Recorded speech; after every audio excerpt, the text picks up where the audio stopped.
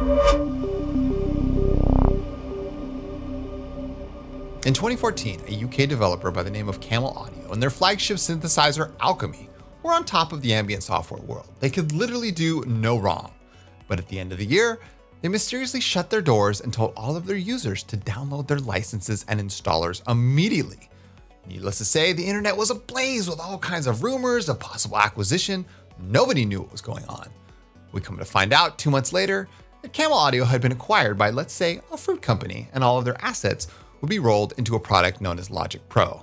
Now the hole in my heart bled as we all searched for an alternative, but little did we know that the engineers and the designers at Spectrasonics were putting the final touches on their flagship product, Omnisphere 2. Omnisphere 2, pound for pound, stacked up quite nice to Alchemy despite being over 2 times the cost. Now it's been 6 years since Omnisphere 2 was released, and the question is Omnisphere 2 still relevant in 2021? Since then, they put a whole bunch of new features into Omnisphere 2 that make the original Alchemy pale in comparison. And the question is Omnisphere 2 worth it in 2021? I get asked this question a lot. So in today's video, we're gonna take a deep dive into the sound design aspect of Omnisphere 2. We're gonna go over a ton of the features so you guys can decide, is Omnisphere 2 worth it for you in 2021?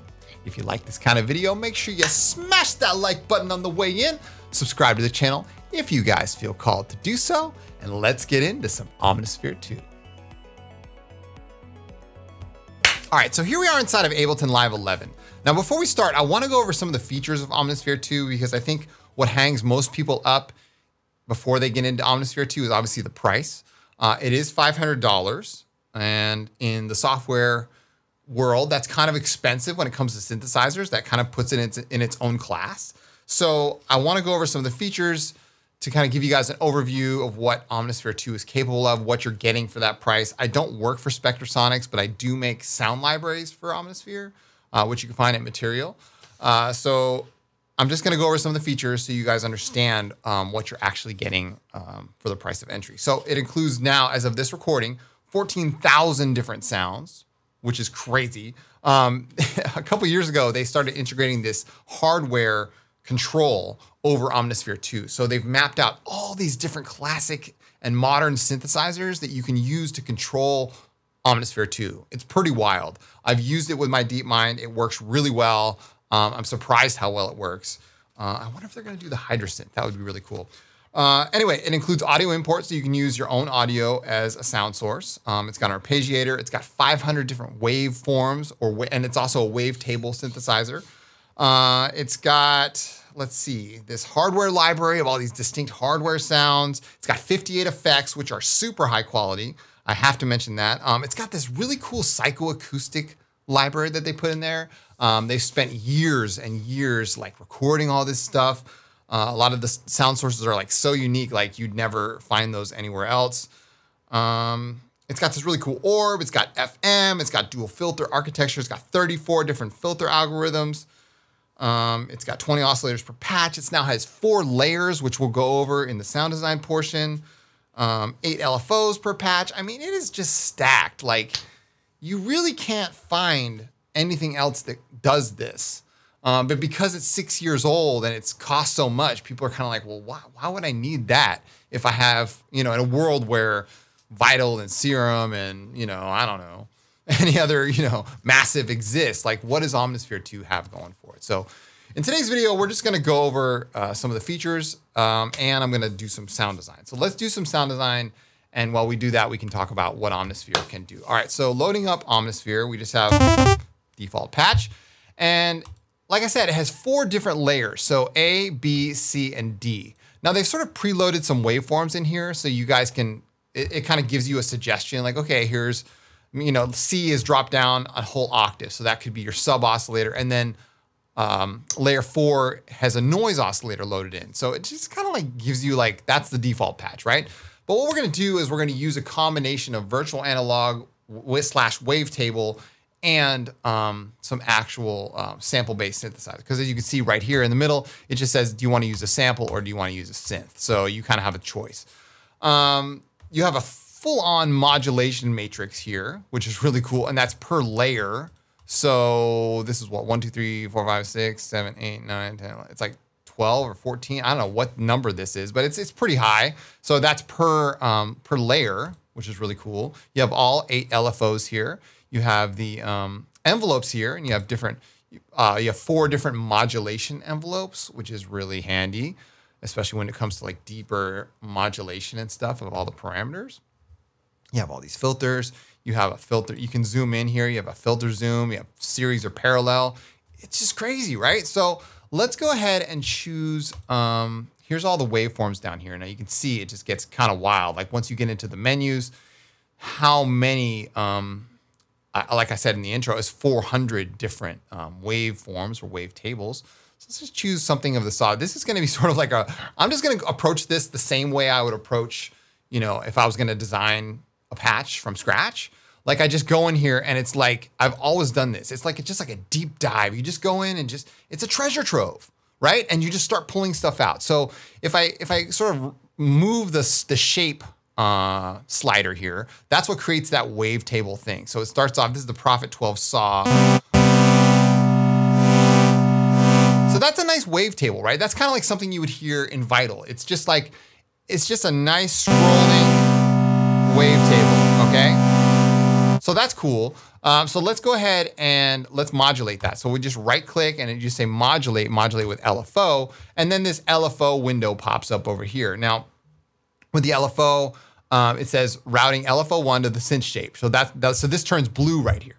Now what we're gonna do is we're gonna do this by rate. So we can do this, if you hit sync, then all of a sudden your rate turns into notes. So we have 8th notes, 2 times, that's 2 whole notes, or 3 times, 4 times. So let's just do it at a 4 times rate. There you go. And there's 2 ways that you can tell what Omnisphere is modulating. You can see this like little kit car, you know, animation here with the moving slider. The actual knobs aren't gonna move, but if it's blue, that means it has modulation applied, okay? So let's adjust the ADSR real quick and get something going here. So here we go, we have some decay. It tells you by seconds how much. All right, nice.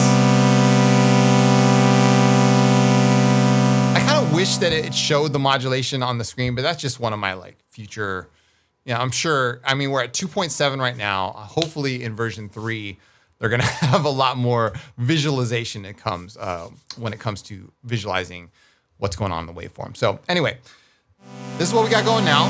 That's cool. I'm down with that. All right, very simple, easy start. Let's go ahead and filter that. So we have all kinds of different filters in here. I mean, these filters, I've never even used them all. I mean, I have a couple favorites, and the rest of them are it's just mind-boggling the way they put all this stuff in here. Like the level of detail is absolutely insane. So I really like this one. This is the low pass filter UVI 2. It just sounds good to me. So we can go ahead and add some resonance. That's nice. All right, cool. Now you can see down here at the bottom, you have four different layer and level controls. But a friend of mine tipped me off that like it's more powerful to control the amp of each patch rather than controlling the layers. So the layers could I recommend that you just leave them all like straight up at 0, 0, like no, you know, don't do your mixing down at the bottom. Just control the amp over here and that will serve you quite well, especially when you're talking about something that's layering on top of each other. So we're just gonna lower the amp down. As you can see right underneath the amp, you have pan controls. So you go left, right, do all kinds of panning stuff if we want. So that sounds good to me. All right, now here's the fun part. So now let's open up a second layer and we're gonna dive into the sample oscillator. Now the sample oscillator, oh my goodness. This is where it gets really crazy because you can start pulling out some of these sounds that I mean, this is all of them right here because this is like organized by category. It's all, so we're just going down the list here. Look at that list. It's wild. And you might not even know where to start, right? So what I like to do is sort of like, maybe we can say, all right, let's just go to psychoacoustic and that narrows it down. And let's just isolate this layer so we can kind of hear hear what's going on inside the sample oscillator. All right, so let's go, This is where it gets fun, right? You just pick something and go. Let's say cave stalactites. What? All right, Caribbean harmonics. Ooh. That could be useful. Okay, you know how I'm gonna use this? All right, check this out. So it's got a really strong attack, but then it falls off. All right, so what you can do is you can say, all right, cool, we got Caribbean harmonics here. Nice, right? But what I'm gonna do is I'm gonna dive into the granular engine right here, okay? So, all right, so what I'm gonna do is I'm going to turn on the granular engine, and then you have the option to go by speed or position. We're gonna go by position here because we just wanna isolate that one section of, there we go. Nice.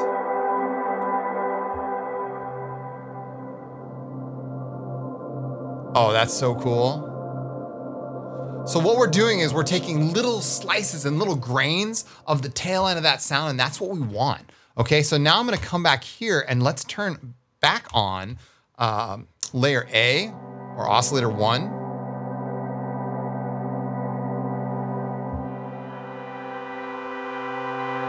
Oh yeah. Score! I mean, it's like, that's what, whenever I hit something really good in Omnisphere 2, I'm just like, yes, that's what I'm talking about. And you get a lot of these moments inside of this synth, I'm not gonna lie. So like, amazing things can happen when you have so many options available to you. And that's part of the fun, right? So there we go. Virtual analog and sample based. I'm into it. Okay, so let's now, let's add another oscillator. Let's see what else is gonna go on. Now that's remember I told you, the guys, that layer C is dropped down an entire octave. So let's now change that back to that. Okay, and that could be something else. Let's go for another sample base and let's try to find something that's a little more on the high end. Maybe some textures, okay? So we have all these different textures here. And again, we're just gonna throw a dart into the dark here and see what we can pull out. Let's isolate that layer and so we can hear what we're doing. Yeah, no, you just kind of keep going until, I'm sure you could kind of like write down your favorites or maybe even like, you can rate these things on the side.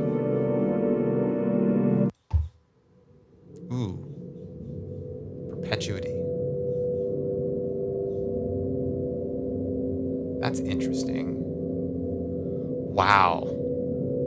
That could be a really cool layer. Oh my gosh. Say I get drawn into these worlds, I'm like, ooh, that could be really cool. What if we put a high pass filter on that? So let's go like this. Let's go juicy 24 high pass. Let's see what that does.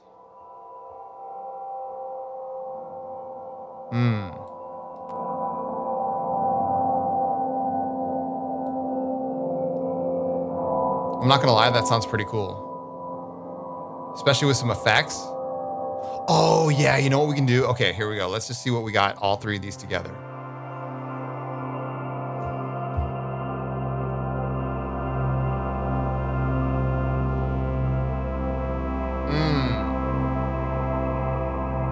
All right, so layer C presents us with a really great opportunity to start getting into some of the effects. Now, up here at the top, you have A, B, C, D in common, right? Obviously, A, B, C, and D applies to each layer, and then common applies to them all. You can also use the aux effects pretty powerfully and have aux return tracks, so it's kind of like having send effects inside of the effects section. It's super powerful, right? So let's just go to layer C because we know that we want to apply an effect just to layer C. And what I'm going to do is I'm going to apply one of my favorite effects in here. It's called Innerspace. Now, Innerspace, as far as I know, takes these different sounds and then runs your sound through these different sounds, thereby creating this crazy like pseudo reverb slash, it's wild. I mean, Innerspace, I really don't understand the text behind it, but it's like, it's pretty wild. I'm not gonna lie. So you have all kinds of these, you got all kinds of sound sources here. And those sound sources you can use to color your sound and create some really cool, awesome textures. So what I like to do, again, just like the sound design or picking a sample, it's almost like random. You go, okay, well, maybe copper grid mixed into, let's say, glass and sparkling cup. How's that sound?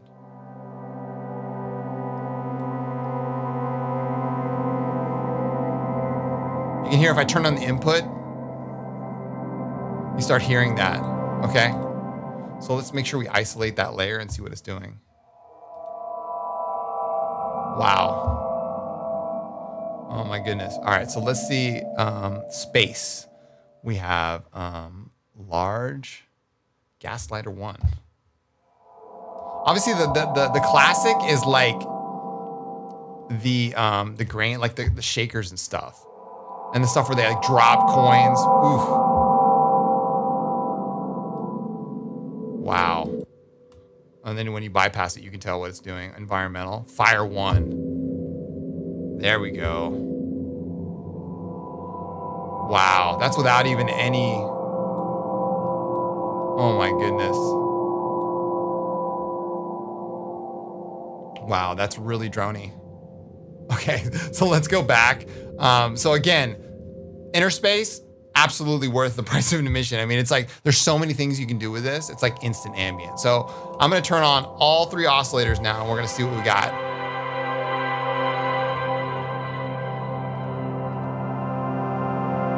Wow. All right, now let's come over to the common section over here and we're gonna add some delay.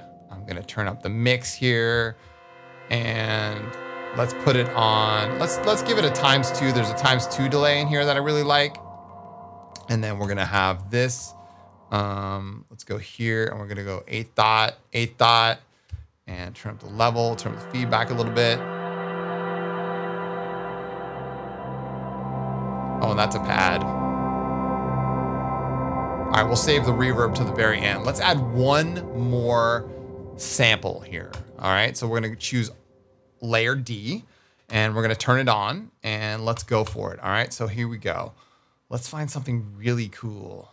All right, let's go down here towards the bottom and Tokyo Space.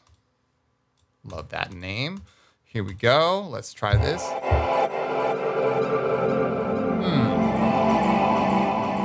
Wow. Oh, that's with the delay. Oh my gosh, that sounds wild. Let's turn off the delay for a second and let's come back here. Interesting. Let's get into that psychoacoustic stuff and we'll go, let's see, psychoacoustic effects. And then let's see here. Metallic metal drops. That's what I'm looking for. Yeah. I'm looking for something like this. Metallic overtone. Oh my goodness. That's so cool. You could granular sample that. Oh my gosh. I might come back to that. Okay, I'm gonna take this. Drying rack metal drops 2. Yes, please. Oh my gosh. All right, so let's modulate the pan of this. Let's have that just bouncing around our head. So we're gonna modulate this with an LFO. It's gonna create a new LFO, pick an LFO that we haven't used yet. And now we can modulate the depth of that. And then when we turn on the delay again, oh my gosh. That's what I'm talking about. And then finally, let's actually move this down and we'll put a compressor here. We'll put a precision compressor, ratio 10:1, a little more sustain. There we go. And then finally, we're gonna add some reverb. Let me go ahead and turn on all of the layers. Make sure that our amp envelope is properly set on each layer. There we go. And oh my gosh, we're in business. All right, you ready? So let me go here. I'll go reverb, take up the size, take up the time to around 6,000 milliseconds. Take off the pre-delay, bring up the CPU load, and finally bring up the mix.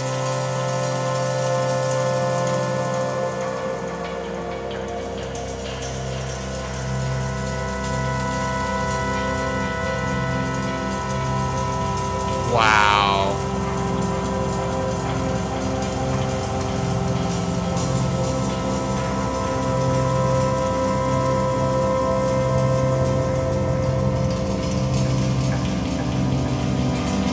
Oh my goodness. And so there you go. Final thoughts here. We haven't even begun to scratch the surface. This is like level 1. But you guys can hear immediately the power of Omnisphere. We didn't even get into the multi section up here. You can layer multiple patches across an entire keyboard. You can layer them together. They're not lying when they say this is a power synth.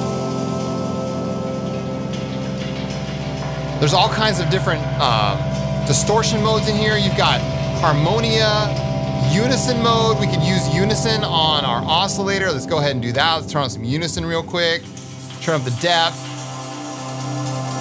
That's gonna give us some instant vibes.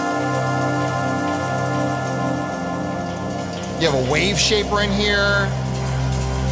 Ring modulation, FM. It is one synth to rule them all, and it pretty much does everything. And it does it really well.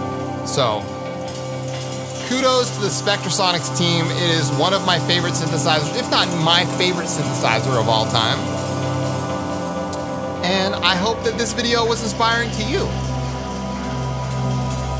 If you guys have any thoughts about Omnisphere 2, I love hearing from you guys. Make sure you leave your comments in the comment section down below. My name is Chris from Signs of Life. Thank you guys so much for watching. As always, keep your heads in the clouds and your feet planted firmly on the ground. I will see you all in the next one. Peace.